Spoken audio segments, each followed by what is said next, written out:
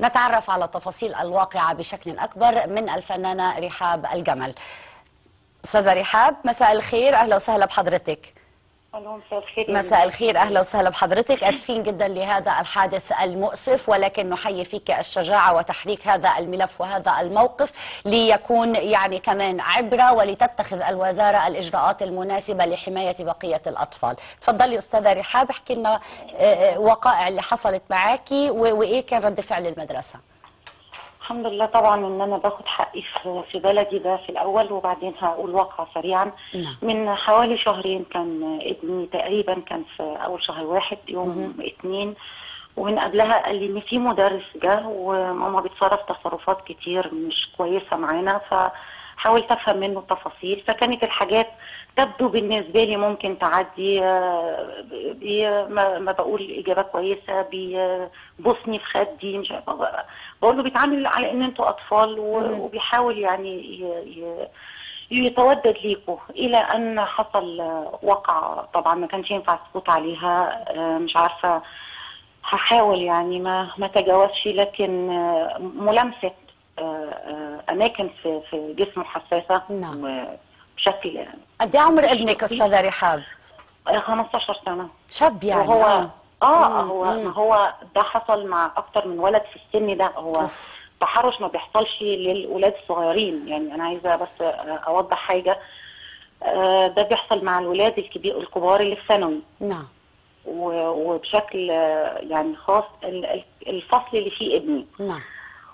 وكان سبق قال لي احنا قبل كده يا مامي، قبل ما اقول لك، انا واثنين زمايلي اشتكينا لمدرسه الانجليش كانت بتدينا قبل كده. نعم. مس نهاد، وقلت له قالت ايه بقى على اللي حصل؟ قال لي مش عارف يعني. قالت طب انا هتصرف. فانا رحت المدرسه ثاني يوم على طول، يوم 4/1، فقابلت مديره الدبلومه الامريكيه. نعم. وحكيت لها الواقعه، ولقيت ردود افعال غريبه قوي. لا اصل ابنك تعدى على المدرس وشتمه. قلت لها اوكي نقف هنا، عشان لو ابني مش كويس، ده طبعا مع العلم اللي الناس قريبه مني عارفه المعلومه دي كويس قوي، انا ابني انجليزي فما بيتكلمش عربي كويس. نعم. اساسا، بس هنقول انه شتم. قلت لها طيب هو شتم بعد التحرش ولا شتم وبعدين المدرس تحرش؟ بس عايزين نفهم بس الواقع من حضرتك يا مدام ايمان عشان اعرف احل المشكله دي معاكي. نعم. فبدا يحصل ارتباك في المدرسه، وبدات جابت 2 رجال من المدرسه انا ما اعرفهمش، قعدوا بحكي الموضوع تاني وبتكلم. فقلت لها يعني انا مش شايف حد بيرد عليا في حاجه، ممكن تجيبي مدرس الانجليش، انا عايزه افهم ايه اللي حصل ده. نعم. قالت لي ما هو قاعد اهو. طبعا انا استغربت، قلت له هو انت مدرس الانجليزي وانت سامع اللي انا بقوله ده ما تردش عليا؟ طبعا ما ردش، وطريقته غريبه جدا، برود غريب، والتركيبه. انا مش عايزه اتكلم في سيكولوجيه بني ادمين لان ده مش من حقي، لكن الموضوع تطور ان المدرسه بتكلمني في سمعه مدرسه. قلت لهم على فكره سمعه المدرسه تخلينا نقف هنا ونحل المشكله دي حالا، اللي غلط يتحاسب. نعم. حضرتك بتكبري الموضوع، وطبعا كلام انا ملوش عندي معنى، يعني ما اعرفش احكي لانه كلام بصراحه انا مستغربه يعني استاذه رحاب، فعلا مستغربه. خرجت من مكتبها، كلمت مركز الشكاوى في وزاره التربيه والتعليم، استجابوا معايا، لكن لقيت الموضوع هياخد وقت. فاتصلت قفلت معاهم وقلت اعتذرت يعني ان انا هقدم شكوى بشكل تاني لان الموضوع ده هياخد وقت. وانا في موقف حرج جدا وخطر على الاقل بالنسبه لي انا وابني. طبعا. كلمت الاستاذ عمرو شحاته في العلاقات العامه في وزاره التربيه والتعليم، راجل استجاب جدا وسمعني شكوايا، والاخر قال لي انا عايز اسيب حضرتك بشكل اسرع، ودي مشكله ما يتسكتش عليها. قلت له يا ريت يا استاذ عمرو، فاداني رقم حد تاني موجود مسؤول بشكل اكبر، الاستاذ محمد سعد. كلمته وحكيت له اللي حصل. نعم.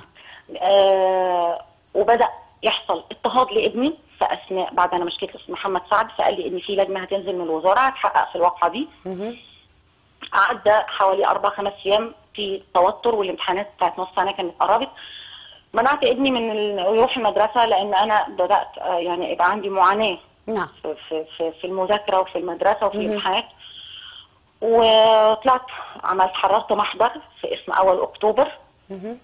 والمحضر تاني يوم راح النيابه، وانا في النيابه لقيت حد بيكلمني رقم غريب، رديت وكنت موجوده في مكتب احمد بيه حامد رئيس نيابه اكتوبر اول. نعم. استسمحت ارد على التليفون، فرديت لقيت حد بيكلمني بيقول لي انا عماد موريس من قسم التحقيقات بوزاره التربيه والتعليم، حضرتك فين؟ قلت له انا في النيابه دلوقتي عشان نعم. انا بعمل محضر اثبت حاله لان الموضوع بدا يحصل فيه توتر اكتر. استاذ عماد ايوه. قال لي طب انا في المدرسه وبعمل تحقيق. قلت له انا متشكره جدا جدا لاهتمامكم. جميل، يعني الوزاره تحركت بالفعل وبعتت ناس للتحقيق. مفيش في خلال 3 ايام 4 ايام بالكثير كان الموضوع بيحصل فيه نعم. ايجابيات كامله. نعم. وبعدها حصل حاجه غريبه ان الموضوع سكت جدا. فضلت يومين بعد التحقيق اتابع مع الاستاذ عماد موريس، وفي الاخر رد عليا قال لي الموضوع مش عندي، هم هيختاروكي باي جديد. مفيش اي حاجه حصلت. ف عرفت ان كان في توجيهات من الرئيس بان كل ارقام الوزراء تكون في متناول المواطنين. جبت رقم سيد الوزير الدكتور هلال الشربيني وبعت له مسج، حكيت له باختصار اللي حصل. فطبعا انا ما صرحتش، ما قلتش انا مين خالص، يعني انا قلت بقول اسمي مش الشهره، الاسم الحقيقي الكامل بتاعي. كمواطنة، كأي مواطنة طبعا، يعني كأي مواطنة من حقها أن تحدث الوزير. نعم. قعدت اليوم كامل سيادة الوزير ما ردش، فأحبطت وكنت منهارة نفسيا.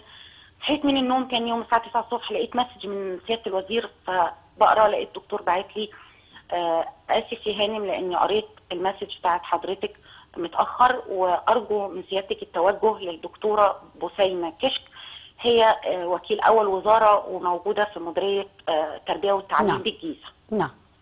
وشكواكي ان شاء الله يكون فيها شكل ايجابي من قبل الوزاره.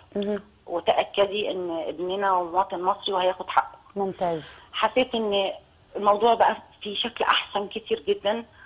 اتصلت بالدكتوره بسينة على التليفون، ولو اقسمت ما حدش هيصدق، انا ما قلتلاش انا مين برضه، انا قلت انا فلانه فلانيه الاسم بتاعي، وام للولد فلان وهو في مدرسه قاده ليدرز اللي في طريق سقات لي. ايوه المشكله كذا كذا كذا كذا.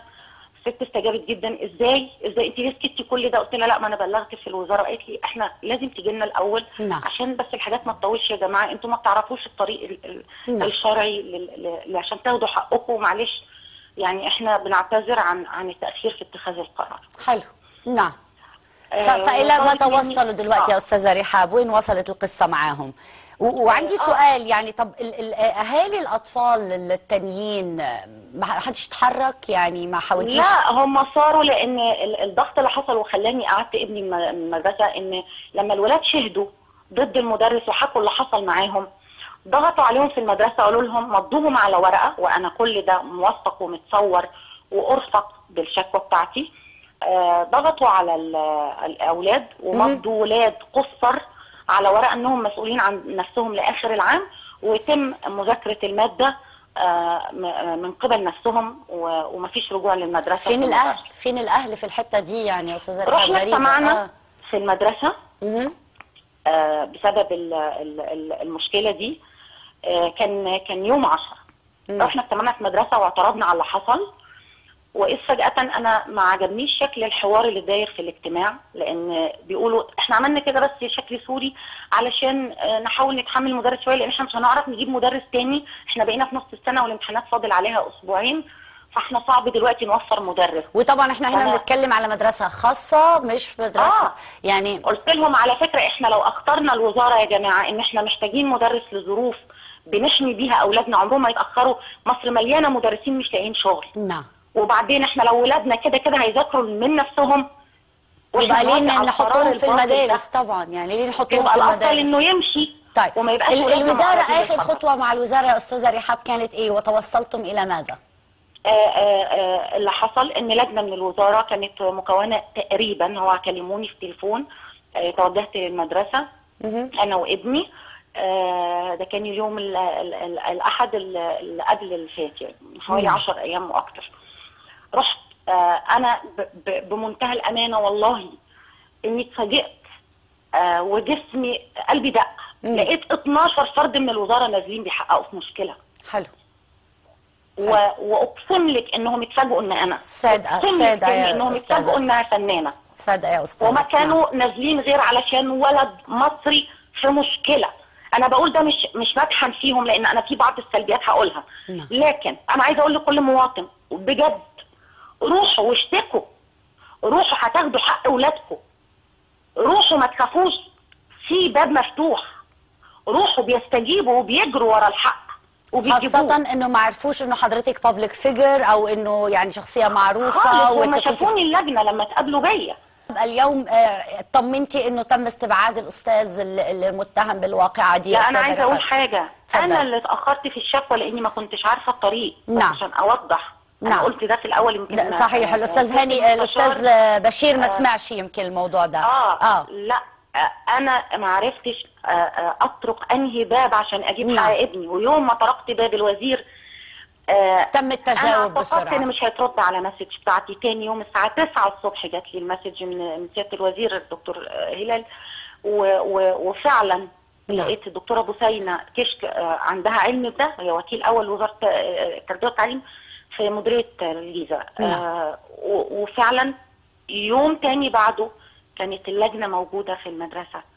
أنا بس بوضح. وهذه رسالة إن شاء الله لكل مشاهدينا وللمواطنين بأنه أن يطرقوا الأبواب، بأن لا ييأسوا بأنه ربما لن يتوصلوا إلى يد المساعدة المطلوبة. أشكرك جزيل الشكر أستاذة رحاب الجمل، ومرة تانية أحييك على شجاعتك وعلى مثابرتك وعلى هذه الرسالة والنموذج اللي اليوم حضرتك قدمتيه من خلال هذه الواقعة رغم قسوتها، إلى أنه الحمد لله النتائج كانت عبرة لكل من تسول نفسه باستغلال